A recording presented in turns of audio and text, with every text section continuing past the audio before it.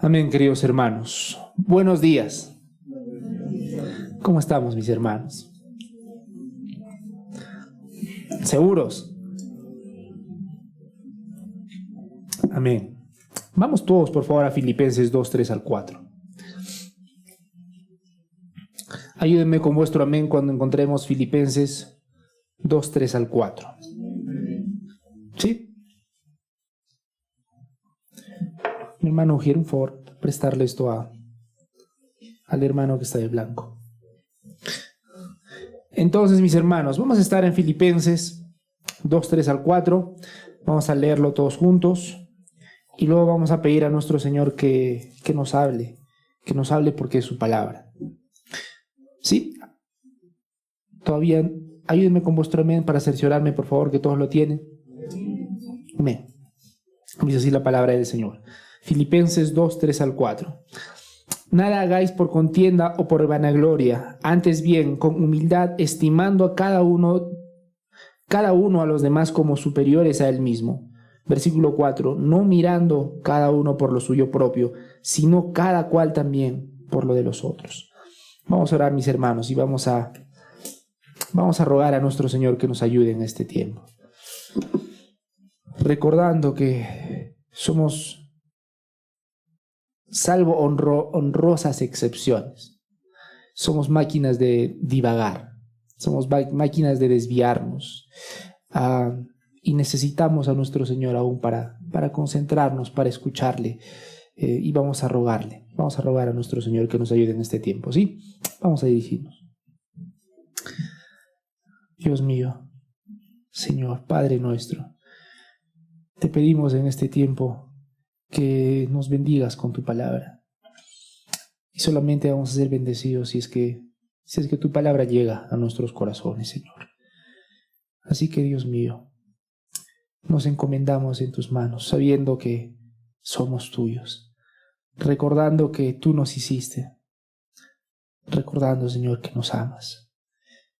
Dios mío, te pido que obres en tu pueblo, obres poderosamente, Señor. No permitas que seamos cristianos cómodos. Ayúdanos, Señor, a buscar de todo corazón, entenderte, amarte, Señor. Así que, Dios mío, te pido que el día de hoy comprendamos las cosas que tienes que decirnos a través de tu palabra. Señor, aún te ruego, Señor, que me des claridad, Señor, para poder hablar y para poder explicar tus preciosas verdades. Señor, en verdad te suplicamos que obres en tu pueblo, Señor, que tú compraste con tu sangre. Nos encomendamos en el nombre de tu Hijo Jesucristo. Amén. Amén, queridos hermanos. Entonces, estamos en Filipenses 2, 3 al 4. Para entender, para recordar, tenemos que recordar, para entender este versículo tenemos que recordar que Pablo, desde el versículo número 2, está pidiendo que la iglesia tenga unidad, ¿sí? Está pidiendo que la iglesia tenga unidad, está diciendo que la iglesia tenga un mismo sentir, un mismo amor, que sean unánimes, que sientan una misma cosa. Pablo está diciendo que él espera que haya unidad en la iglesia. Y la unidad ciertamente es una demostración poderosa del poder de Dios. Y yo creo que pocas veces nos ponemos a pensar en eso, ¿verdad? Solemos ver el poder de Dios en una persona venciendo una adicción, solemos ver la mano poderosa del Señor, a veces sanando una persona de una enfermedad, y decimos, wow, qué poderoso es el Señor. Pero no sé cuántas veces, mis amados hermanos, llegamos a decir que el poder de Dios está en ver a una iglesia unida. No lo sé. Y espero que a través de todos estos versículos veamos cuán importante y cuán profundo es que nosotros busquemos esa unidad. Entonces, Pablo está diciendo en el capítulo número 2, que él espera que haya unidad en la iglesia, ¿verdad? Él les está mostrando qué cosas tienen en el Señor, cuáles son las bendiciones que ellos tienen en Cristo, y ahora está diciendo que haya unidad en la iglesia. Sin embargo, Pablo sabe que la unidad no se logra solamente con palabras. Tiene que haber un carácter que cada creyente demuestre en la vida concreta. Filipenses 2, 3 y 4, mis hermanos, muestran el carácter que debe haber para hacer posible dicha unidad. Entonces, ¿qué debe ocurrir para que haya unidad en la iglesia? No basta, mis hermanos, con que haya una buena disposición. Es decir, si yo les pregunto en este momento, mis hermanos, ¿a ustedes les gustaría que haya unidad en esta iglesia? ¿Qué me dirían ustedes?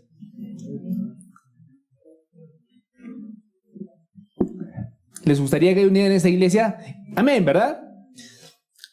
El tema es, mis hermanos, que para que eso sea posible, no basta con tener la buena intención. Es decir, no basta con decir, hoy sí, sería bonito que estemos cada vez más unidos. No basta con tener esa buena disposición. Necesitamos tener un carácter detrás de. Del mismo modo, hermanos solteros, cuando ustedes se casen, ¿sí? ¿Esperan ser buenos esposos? Ese silencio se acaba aquí la prédica, hermanos. ¿Esperan ser buenos esposos, mis hermanos? Perfecto. Ahora la pregunta es, y para que no se queden solitos, mis hermanas, ¿esperan ser buenas espositas, esposas? A mí qué diferencia, ¿verdad, hermanos? Me parece que voy a hacer una pausa y voy a hacer otra prédica sobre, vamos a hacer una pausa de Filipenses y vamos a hacer una prédica sobre esto. Pero bueno, amén, espero que procuren ser buenos esposos y espero que ustedes procuren y esperen ser buenas esposas. Pero la pregunta es, ¿será suficiente con tener la buena intención? ¿Qué pasa, mis hermanas, si se acerca un hermano y te dice, mira, hermana, yo tengo interés en ti, quisiera que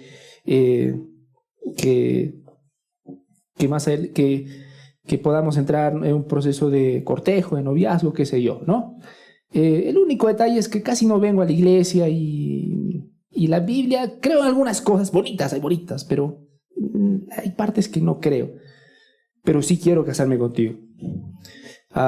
Pero sí, de todo corazón yo creo que voy a ser un buen esposo. Hermanitas, ¿qué le dirían ustedes? ¿Aceptan o no aceptan? Hermanos, están escuchando, hermanos. ¿Por qué no? Porque no es suficiente con tener la buena intención. Tiene que haber un carácter detrás de. Del mismo modo, nosotros deberíamos y debemos buscar la unidad de la iglesia. Pero no basta con decir, sí, seamos unidos. Tiene que haber un carácter detrás de ahí. Detrás de eso.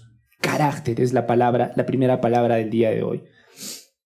Y precisamente en Filipenses 2:3 nos va a mostrar qué carácter sí o sí tiene que haber en cada uno de nosotros para que esa unidad sea posible. Amén. Entonces, lo primero que la palabra de Dios nos dice en el versículo número 3 es lo siguiente: nada hagáis por contienda o vanagloria. Es lo primero que nos dice. Una de las cosas que deberíamos tener en cuenta para que haya unidad en la iglesia es que nada hagamos por contienda o vanagloria.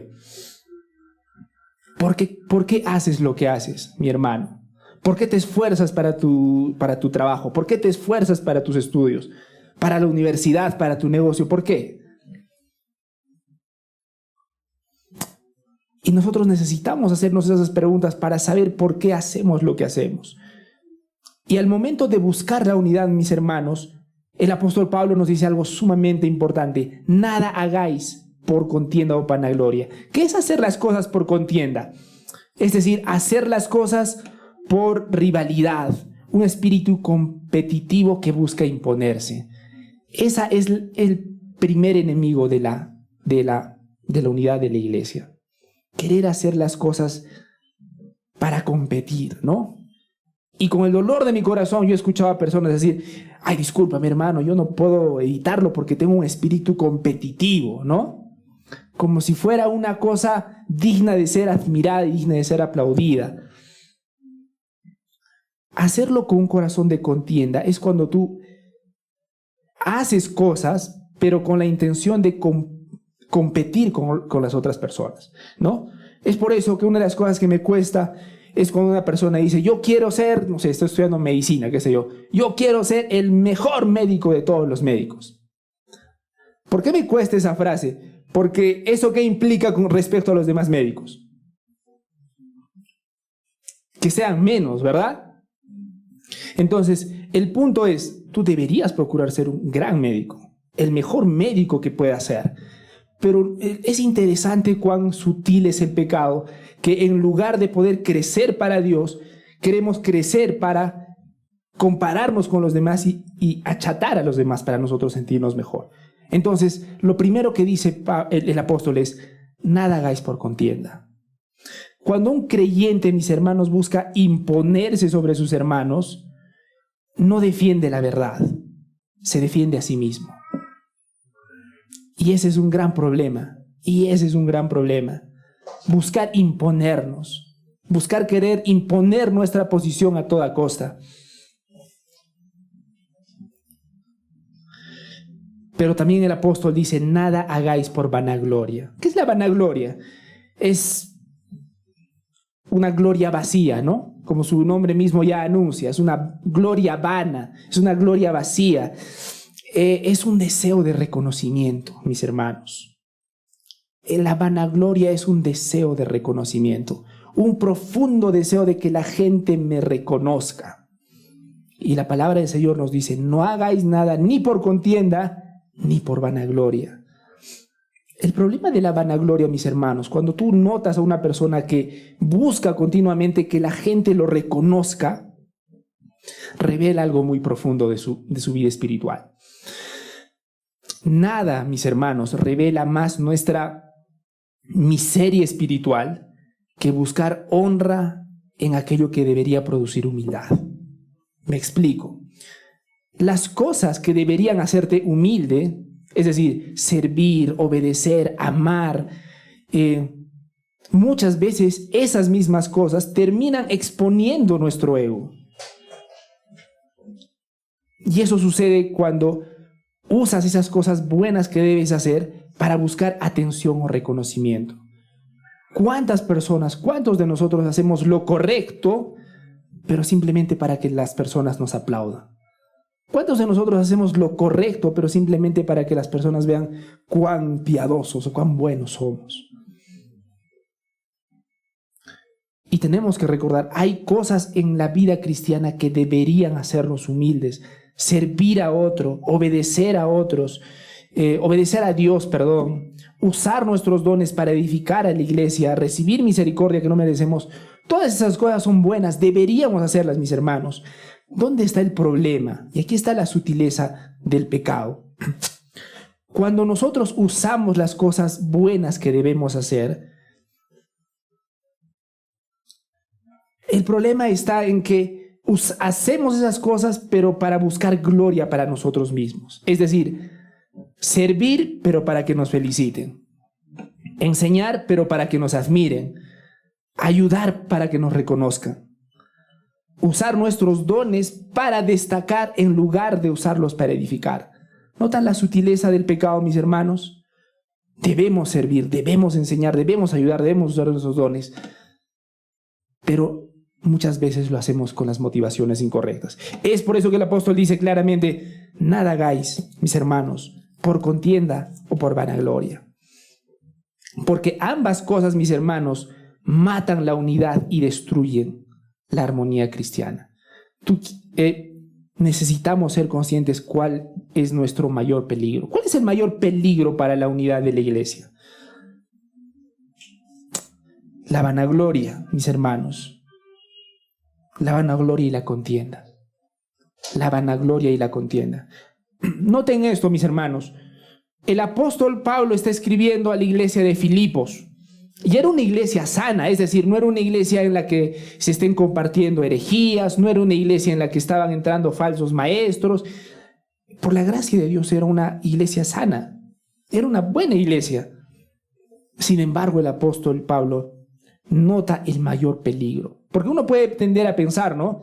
Estoy en una iglesia donde se predica la palabra de Dios, tengo hermanos que son fieles a la palabra del Señor, se predica de una manera correcta, los hermanos son amables, son cordiales.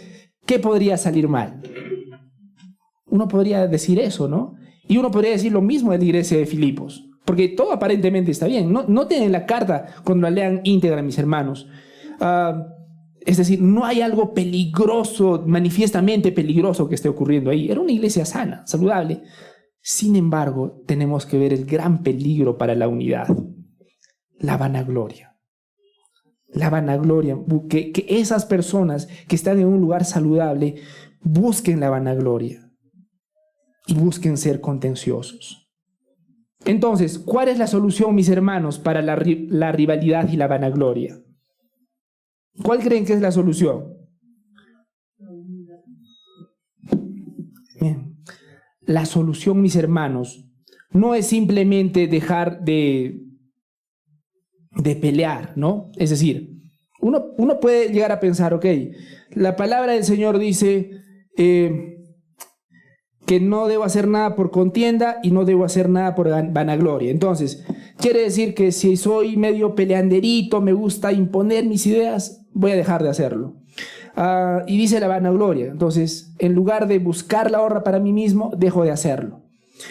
La solución no es simplemente dejar de hacer estas cosas, sino reemplazar estas cosas con algo más profundo. Y siempre es así. Es decir, y en general no se trata simplemente de abandonar tu pecado. Se trata de reemplazar tu pecado con un principio que te muestre la palabra de Dios. Entonces, tenemos que recordar que la raíz del problema no es el conflicto en sí que hay entre hermanos, sino el corazón orgulloso que busca imponerse o ser visto. Ese es el gran problema. Un corazón que quiere imponerse, un corazón que quiere lucirse, un corazón que quiere la admiración de los demás.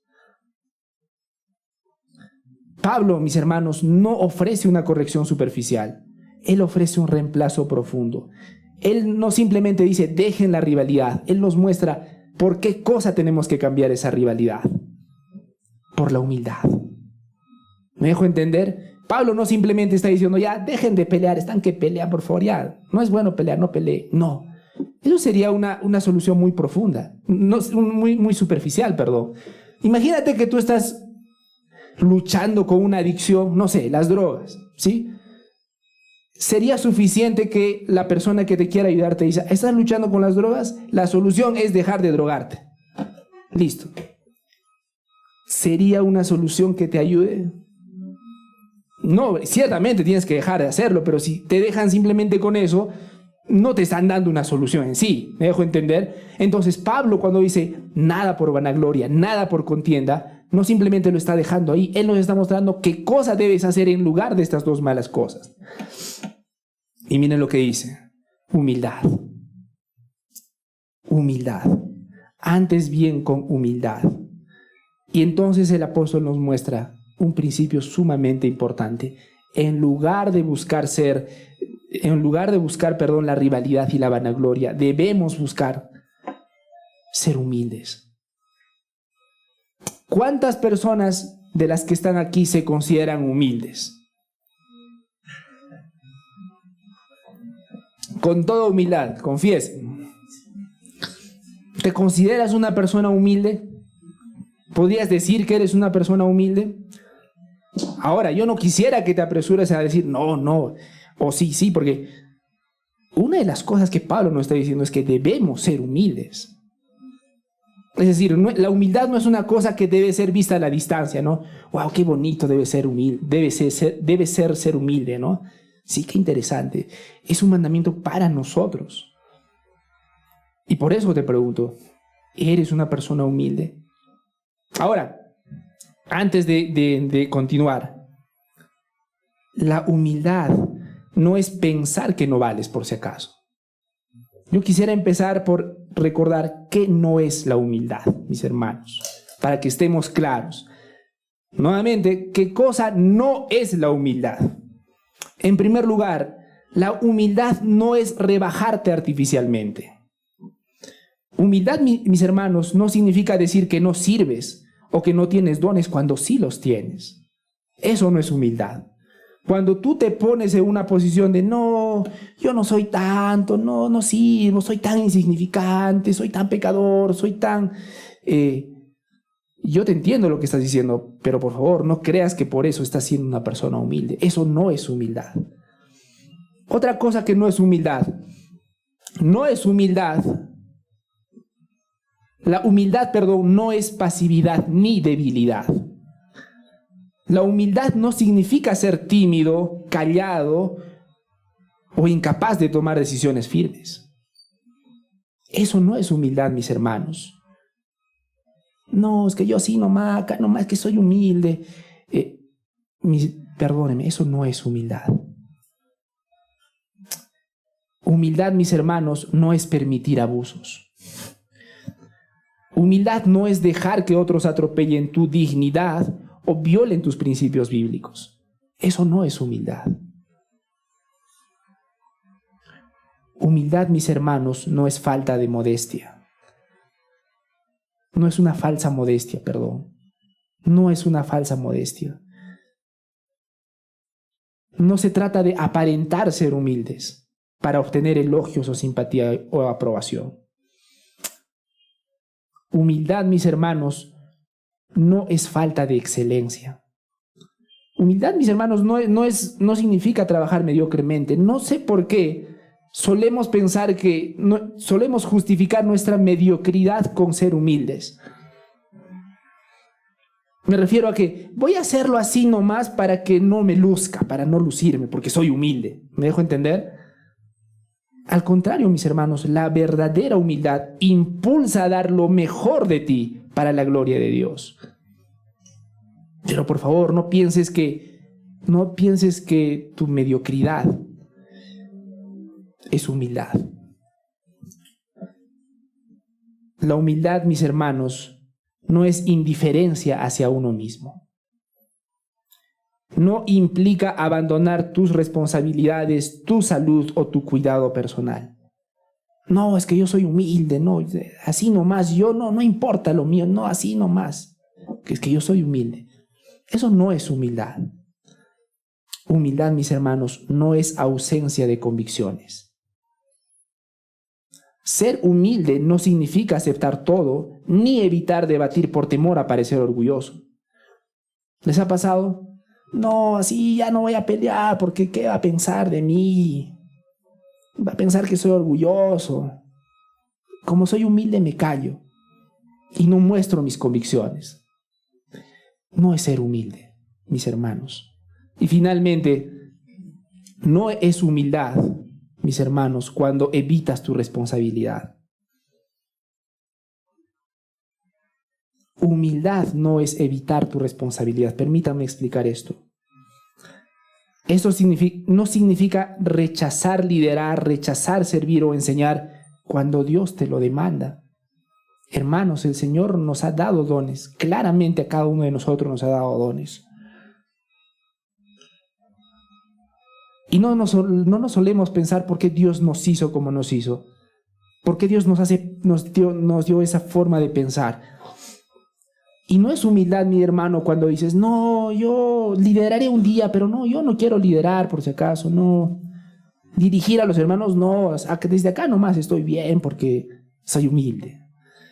Eso no es humildad. Hay una responsabilidad. Hermanos varones, tenemos una responsabilidad.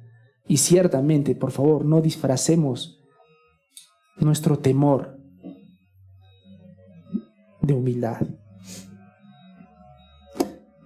En pocas palabras, entonces, la verdadera humildad, ¿qué es? La verdadera humildad, mi hermano, la verdadera humildad no es pensar que no vales, sino renunciar a la necesidad de exaltarte.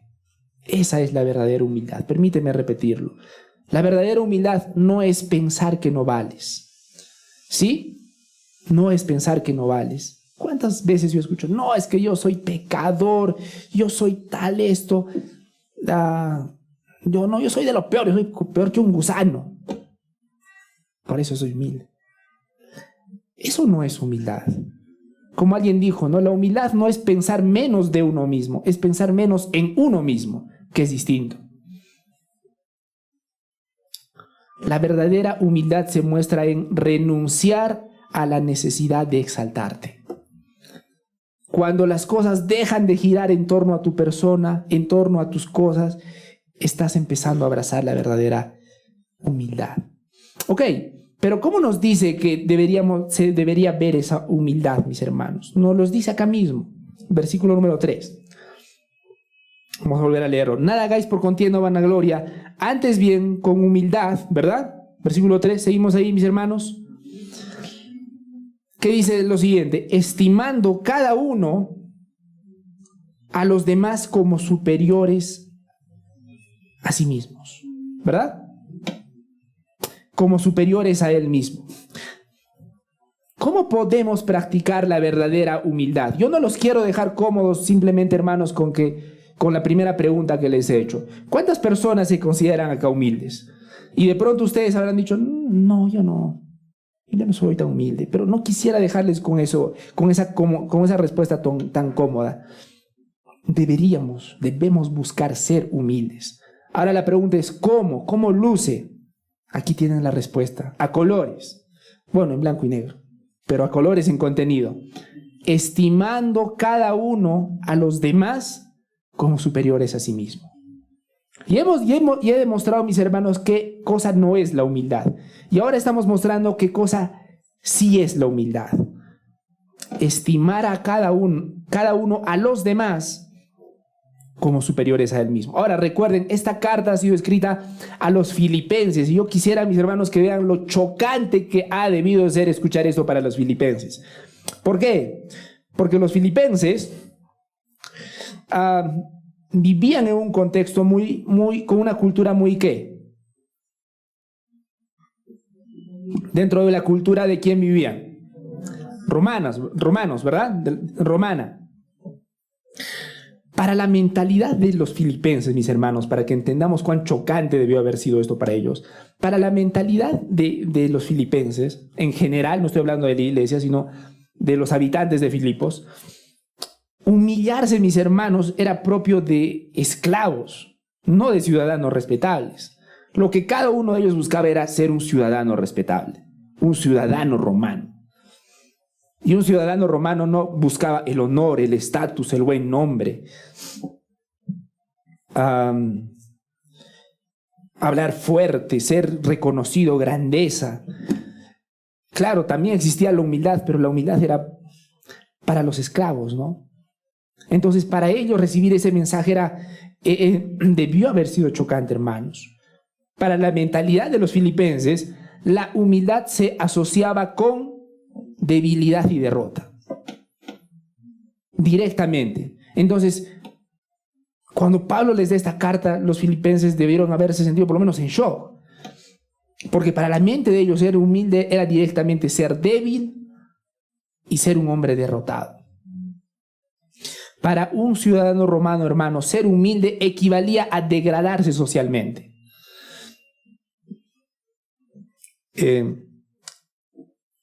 ¿Y qué pasa?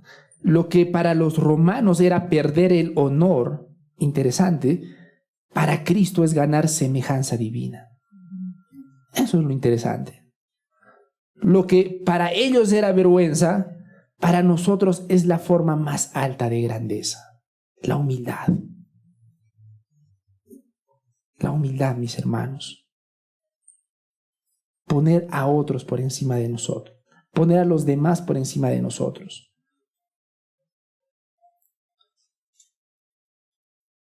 La humildad, mis hermanos, es ver a los demás, tener una mentalidad hacia los demás en la que priorizamos a ellos por encima de nosotros. Los priorizamos, los tenemos como más importantes.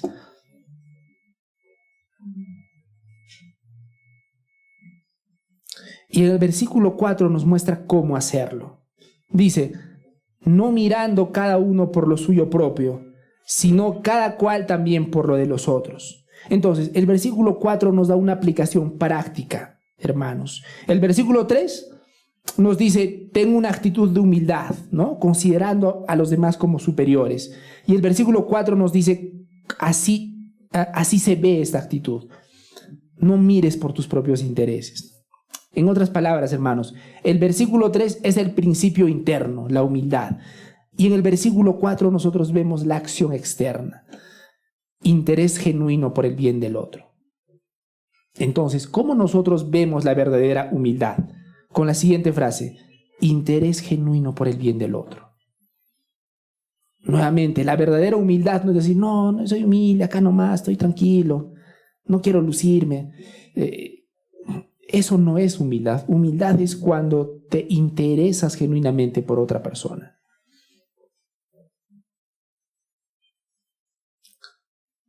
Pablo no condena, mis hermanos, tener propios intereses. Lo que condena es simplemente estar centrado en nosotros. Así que acá estamos viendo un principio fundamental. La humildad siempre produce servicio. Hermanos, la verdadera humildad siempre, mis hermanos, produce servicio. La humildad nos va a buscar a accionar por los demás. ¿Y notan la diferencia con la falsa humildad? Que está centrada en uno, que simplemente es pensar en uno nada más. Como la verdadera humildad trata de pensar en el bien del otro, necesariamente luego significa estar al servicio del otro, del prójimo. Así que sin servicio, lo tengo que decir directamente, hermanos, la humildad no es real. Sin servicio la humildad no es real. Sin servicio tienes palabras bonitas, pero no tienes humildad. Ahora, mis hermanos, yo quiero mostrarles qué relación tiene esto con el Evangelio. Tiene una relación directa. ¿Quién nos dio el principal ejemplo de esto, del verdadero servicio a través de la humildad? Jesucristo. Miren, tenemos que recordar qué hizo Cristo por nosotros. Cristo no solamente vio nuestra necesidad, vino a hacer algo por ella. Jesucristo, hermanos, no se limitó a sentir compasión desde lejos. No es un Dios que simplemente nos miró y dijo, miren, pobrecitos, cómo están pecando. Morirán en el infierno, ¿qué vamos a hacer? Qué pena. O en vuestras Biblias tienen ese Cristo así. No. El Cristo bíblico, mis hermanos, tomó carne humana, vivió entre nosotros y se hizo obediente hasta la muerte. Acción. Humildad, pensar en la necesidad del otro. Nuestro Señor Jesucristo se hizo obediente hasta la muerte y cargó nuestro pecado en la cruz. Miren cómo dice 2 Corintios 5:21. Al que no conoció pecado por nosotros, lo hizo pecado, para que nosotros fuésemos hecho justicia de Dios en él. La humildad de Cristo, hermanos, fue acción, no teoría. Y ese es el gran problema con muchos de nosotros. Nuestra humildad simplemente nos alcanza hasta un que te vaya bien. Pero muchas veces no accionamos. La humildad de Cristo fue acción, no solamente una bonita teoría. Cristo se vació, Cristo se hizo hombre.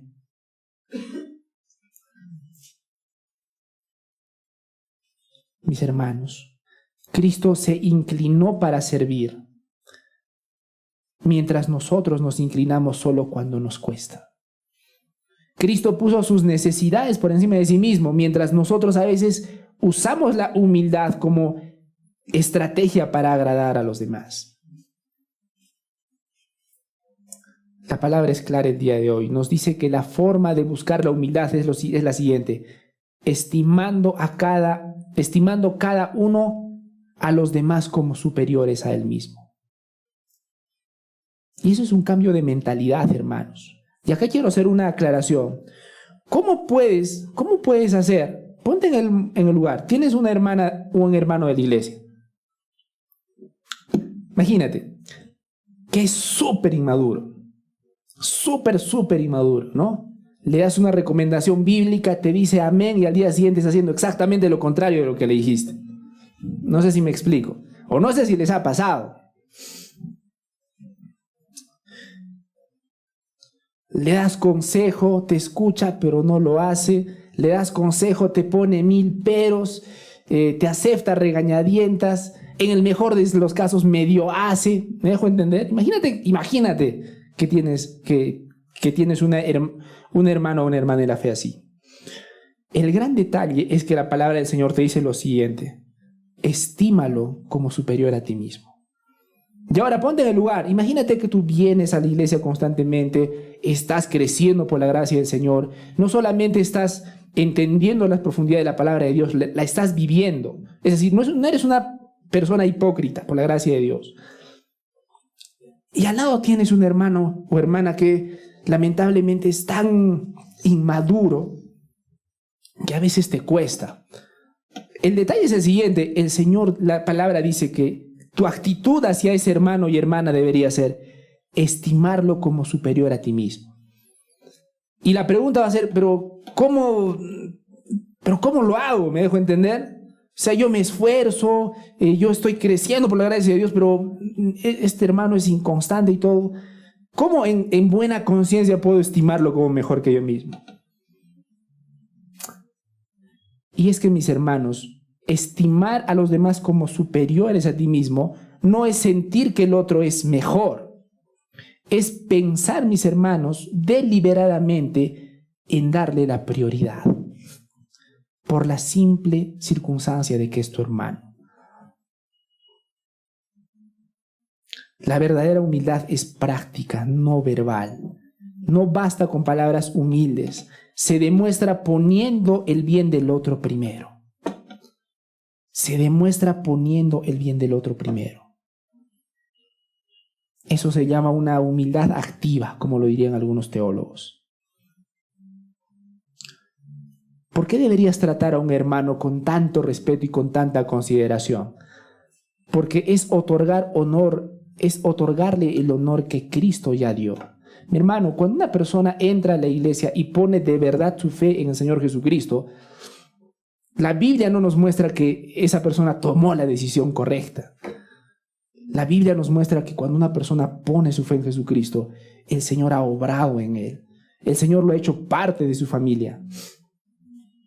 Y tú no puedes darte el lujo de despreciarlo.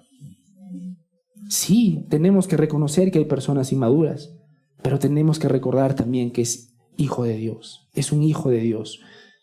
Y tenemos que otorgarle el honor que Cristo ya le dio. Es decir, trato al otro como superior, no por su estatus o no por su performance, digamos, sino porque Cristo le dio valor al servirlo y morir por él. Ese es el tema. Así que cada vez que se te ocurra menospreciar a tu hermano, por favor, piénsalo 2 veces.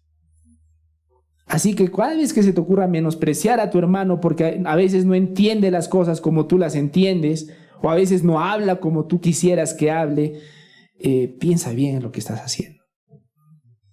Tienes que considerarlo, estimando cada uno a los demás como superiores a ti mismo. Darle más importancia, darle prioridad, buscar su bienestar por encima del otro. Entonces, si es que por la gracia de Dios yo estoy madurando y tengo un hermano que no está creciendo, que está estancado, mi prioridad debería ser buscar su crecimiento. Eso es la verdadera humildad. Vamos por favor a Marcos 10:43 al 45. Marcos 10:43 al 45. Ayúdenme con vuestro amén, por favor, cuando estemos ahí. El único veloz, nuestro hermano Nico. Marcos 10:43 al 45. Es sumamente importante que estemos todos ahí, mis hermanos, porque quiero mostrarles algo valioso también el día de hoy en Marcos 10:43 al 45. ¿Sí? Ayúdenme, por favor. Marcos 10:43 al 45. Excelente. Ok, vamos a leer todos juntos.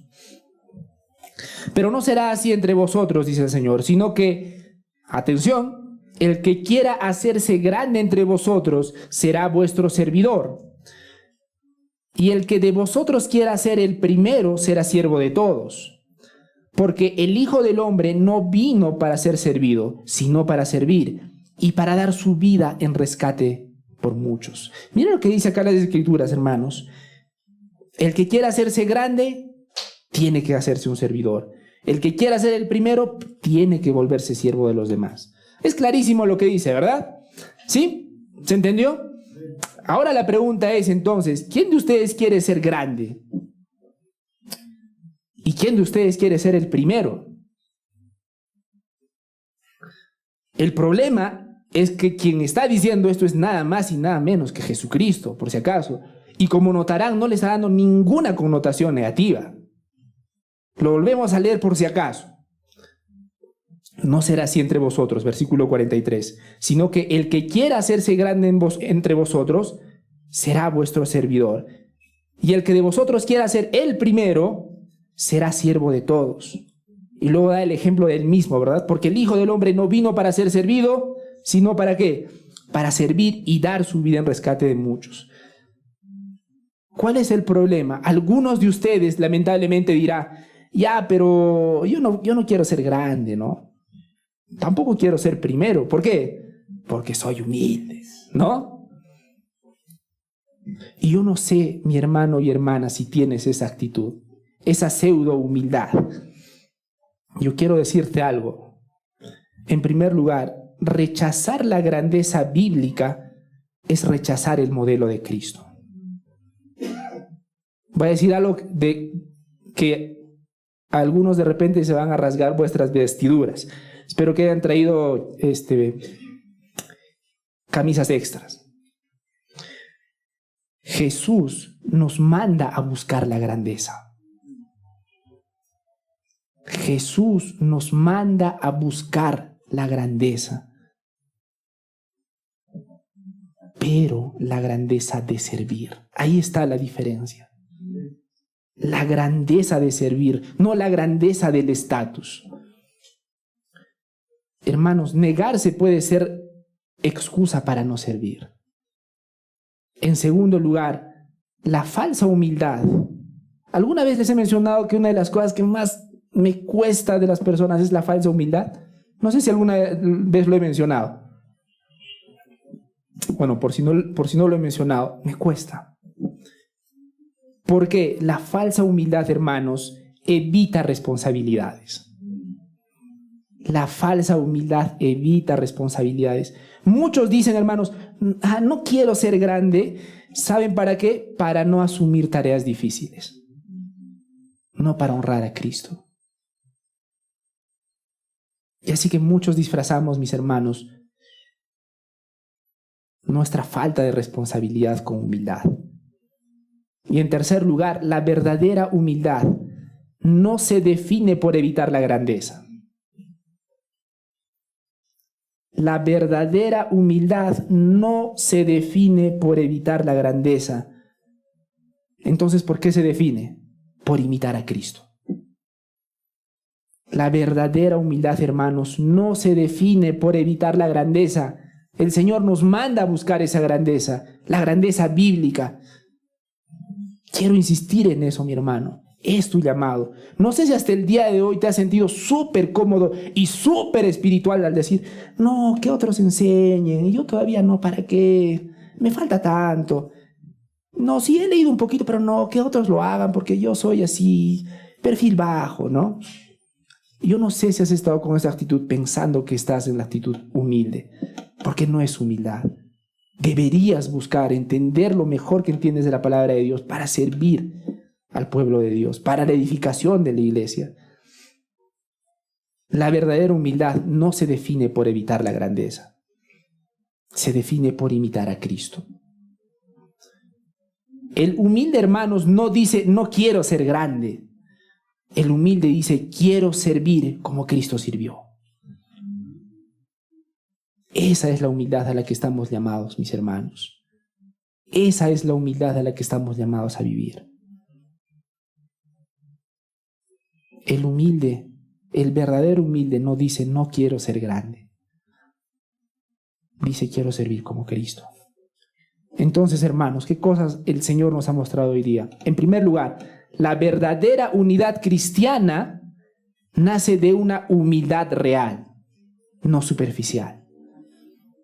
La solución para tener una verdadera unidad no es simplemente portarse bien, sino adoptar la humildad bíblica. Mi hermano y hermana, por favor, te ruego, si por algún motivo has estado divagando durante toda esta prédica, yo quiero que escuches esto por lo menos. Tu llamado es adoptar una humildad bíblica. Debemos ser humildes. No solo debemos ser humildes, podemos ser humildes. Debemos y podemos, no lo olvidemos, por favor. No es un ideal inalcanzable. La verdadera humildad. Entonces deberíamos adoptar una humildad bíblica. ¿Y cómo luce eso? Con un cambio de mentalidad. Y esa mentalidad debería ser pensar en el otro primero. En un mundo en el que te dice, primero piensa en ti. A través de una actitud práctica, prioriza el bien del otro. Y a través de una visión redimida del valor del hermano. Acuérdate, el hermano que tú tienes a tu lado es valioso. ¿Por qué? Porque Dios pagó por él. Porque Cristo derramó su sangre por esa persona. Yo no sé con qué conciencia tú te puedes dar el lujo de querer despreciarlo. No podríamos. Deberíamos buscar hacer el bien a nuestros hermanos por ese motivo. En segundo lugar, lo que vimos es que Cristo es el modelo y la motivación de la verdadera humildad. ¿Tú quieres ver cómo luce una persona realmente humilde? Mira a Cristo. Pero recuerda, Cristo no solamente es el modelo, es la motivación para nuestra verdadera humildad.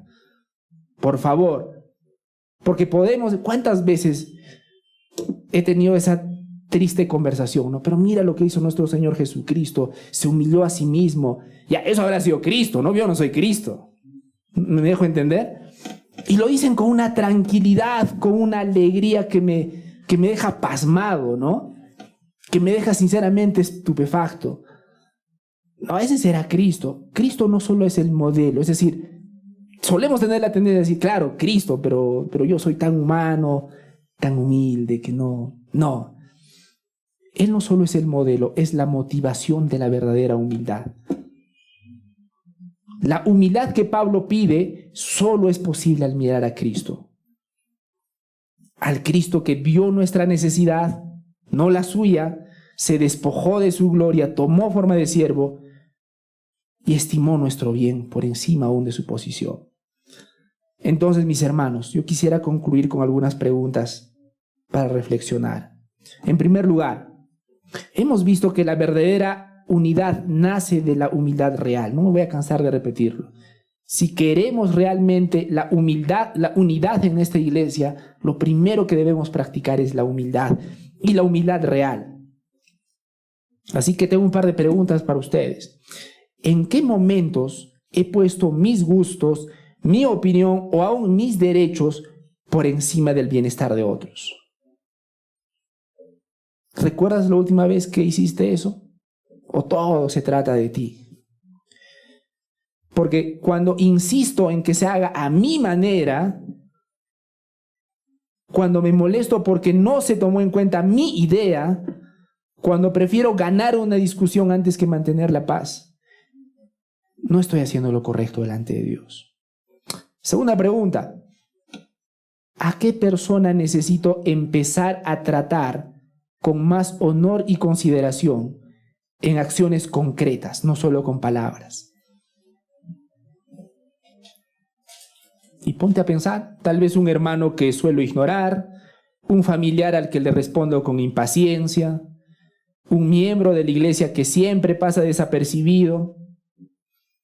¿A qué persona necesito empezar a tratar con más consideración?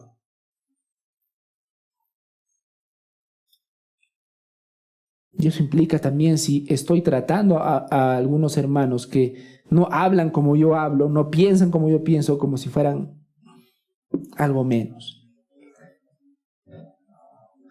Respecto a lo segundo, hablamos que Cristo es el modelo de nuestra humildad, ¿verdad? Así que la pregunta es la siguiente. Si Cristo atendió mi necesidad primero, ¿qué necesidad de algún hermano estoy dejando de lado por comodidad? Podría ser alguien que esté enfermo, ayudar a una familia en dificultad, escuchar a alguien que necesita consejo. Insisto, a veces ni siquiera necesitamos dar el consejo. A veces las personas simplemente necesitan ser escuchadas, hermanos. O servir en un ministerio que evito porque me quita tiempo. En segundo lugar, segunda pregunta, perdón. ¿En qué parte del carácter humilde de Cristo me cuesta más imitarlo? Y la pregunta aún más profunda, ¿qué muestra eso de mi corazón? Y tú deberías reconocer eso. Por ejemplo, me cuesta perdonar rápidamente, me cuesta servir sin reconocimiento, me gusta obedecer sin quejarme. Cada una de estas áreas revela orgullo y autosuficiencia, hermanos. Así que, mis hermanos, esta prédica la hemos titulado La fuerza que no parece fuerza. ¿Por qué? Porque la verdadera humildad es una fuerza espiritual enorme. A primera vista no parece fuerza. A primera vista parece debilidad, o por lo menos para el mundo parece debilidad. Y no parece fuerza porque no es agresiva, no impone, no grita, no busca reconocimiento. Pero aún así, la humildad transforma relaciones, une a la iglesia, vence el orgullo y lo mejor aún, refleja a Cristo. Por eso es una fuerza. Aunque a primera vista simplemente parezca una debilidad, perdón. Y los dejo con estas palabras. La humildad rompe la contienda. La humildad desarma la vanagloria. La humildad hace posible la unidad. Pablo muestra, hermanos, que la humildad no es perder fuerza, es usar tu fuerza de manera correcta. Mis hermanos, la humildad verdadera empieza cuando dejo de pensar en mí y empiezo a mirar a otros como Cristo me miró a mí.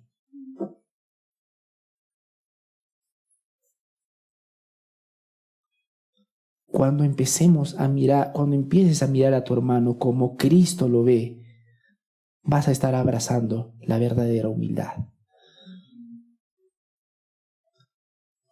Como decía el texto de hoy, no mirando cada uno por lo suyo propio, sino cada cual también por el bien de los otros. Vamos a orar, mis hermanos. Señor, gracias por mostrarnos, Señor, la importancia de la humildad. Y por mostrarnos, Señor, que la humildad, y mostrarnos, Señor, los malos patrones de una falsa humildad. Señor, ayúdanos a pensar en nuestro prójimo, ayúdanos a pensar en el bien de los demás. Perdónanos, Señor, todas las veces que simplemente esperamos que sean considerados con nosotros, nos busquen a nosotros, piensen en nosotros. Porque si tú hubieras tenido esa actitud, Señor, estaríamos todavía en la condenación eterna. Señor, ayúdanos a ver a nuestros hermanos como tú los ves, con gracia, con amor, con paciencia. Y perdónanos, Señor, en cada área en la que nos muestras, en la que hay hipocresía en nuestras vidas, en la que hay vanagloria en nuestras vidas. Que cada cosa que hagamos, Señor, busquemos hacerla con excelencia. Que mis hermanos busquen la grandeza. Y lo digo sin temor. Que busquen la grandeza, pero esa grandeza bíblica. Señor, hay una crisis inmensa, Señor, de hombres y mujeres que buscan amarte de corazón. Y lo triste de todo, Señor, es que piensan que son súper espirituales y súper humildes, porque esperan que el trabajo lo hagan otros. Ayúdanos, Señor, a tener ese corazón diligente. En el nombre de tu Hijo Jesucristo te pedimos. Amén.